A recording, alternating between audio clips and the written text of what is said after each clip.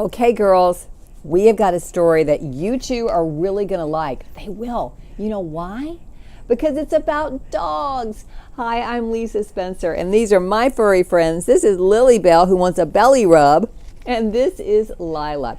Now, today, this is an unlikely love story. That's right. It's called Woof, a Love Story by Sarah Weeks, with the pictures drawn by Holly Berry. Okay, I'm going to ask you why this story is so unusual at the end, so be sure and listen. Let's find out about Woof. A dog is a dog, and a cat is a cat, and most of the time, it's as simple as that.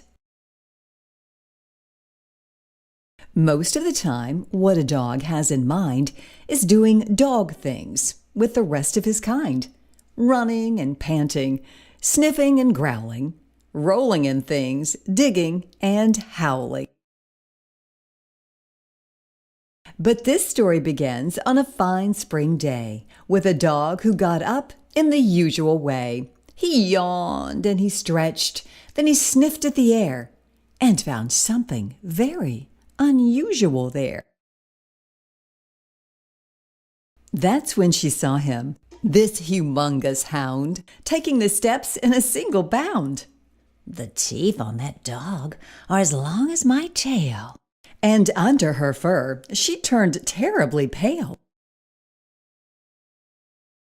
She was white from her tail to the tip of her nose, which was tiny and pink as a cake frosting rose. His heart began thumping so hard in his chest, he thought lying down for a while might be best. He lay in the grass and stared up at the cat. She glared down at him from the tree where she sat.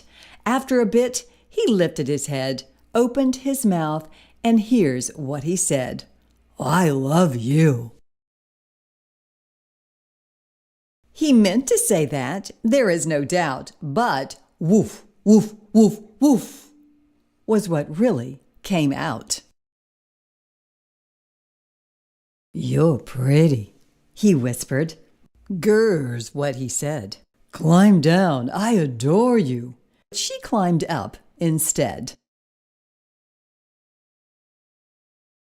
He said every flowery wallpaper word, but woof, woof, woof, woof, woof, woof, woof's what she heard.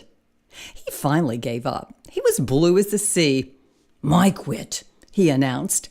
"You don't understand me." He turned and he left with his ears hanging low. She wondered, Why has he decided to go? instead of attacking, he left her behind, and she thought, This dog must be one of a kind. when a dog's low and his troubles seem big, one thing that may help cheer him up is to dig. He'll dig and he'll dig till his spirits are lifted, and things can turn up in the dirt that he sifted. Sometimes a coin or a shoe or a stone, but this doggy dug up a shiny brass bone. He pulled this enormous gold thing from the ground, and he blew in the end of it. My, what a sound! At first he just splatted and blatted about, but then something different began to pour out. He had all these powerful feelings inside, so strong and so deep they could not be denied. He blew in the stuff he was thinking about, and all of a sudden this music came out. The minute she heard the sweet music he made, she understood just what he felt when he played.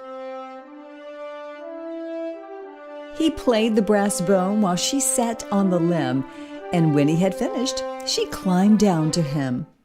He looked in her eyes and he laid down the bone and took her tiny white paw in his own. At first she was shy, then she lifted her head, opened her mouth, and quietly said, I love you. In truth, what she said was, Meow. but he understood what she meant anyhow. Aw, so sweet. So why was this love story so unusual? Why was it, girls? Because it's a love story between a cat and a dog. I love it. Woof, a love story. Thank you so much for joining us today. Hope you'll join us again for another read aloud story right here on Storytime on the Back Porch. Don't forget to subscribe.